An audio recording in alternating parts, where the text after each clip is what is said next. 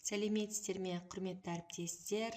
Алма ағашы деп аталатын кері байланыс дайын болды.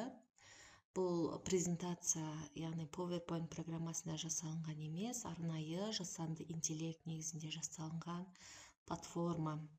Бұл сілтеме арқылы, яғни дайын сілтеме бар, сол сілтемені алу арқылы кез келген сабағыңызға осы кері байланыс қолдансаңыздар болады.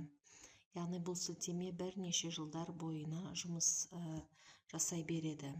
Яғни ешқандай тоқтап қалмайды. Сілтеме қолыңызда болса, кез келген уақытта қолдана бересіз. Енді бұл жерде бізде кәдімгі жасыл, сары, қызыл. Яғни жасыл алма бізде ортаңғы ағаш, үлкен ағашымыз жасыл. Сабақтың мақсатына жету үшін біздің осы жасыл алмамыз толу керек, жеміске толу керек жасыл алма ағашымыз. Яғни сабақты жақсы түсінген оқушылар жасыл алманы таңдайды, орташа түсінгендер сары алма, мүлдем сабақ түсінбегендер қызыл алманы таңдайтын болады.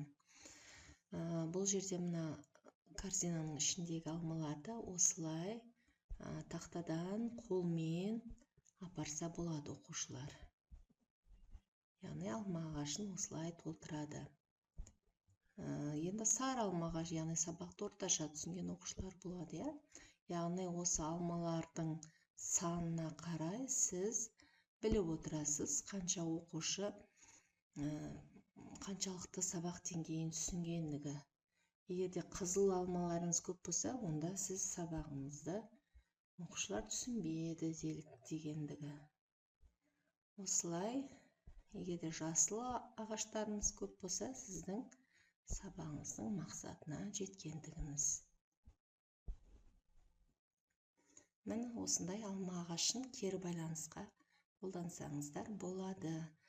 Слайдта жасаған кезде көбіне оқушылардың қолдары дұрыс тимей қалса, анимация шатасып кетеді. Ал бұл жерде бұл платформа арқылы жасалғандықтан ешқандай кедергі болмайды. Өте сапалы. Осы жұмысты алғыларыңыз келсе, телефон номерге хабарласыңыздар.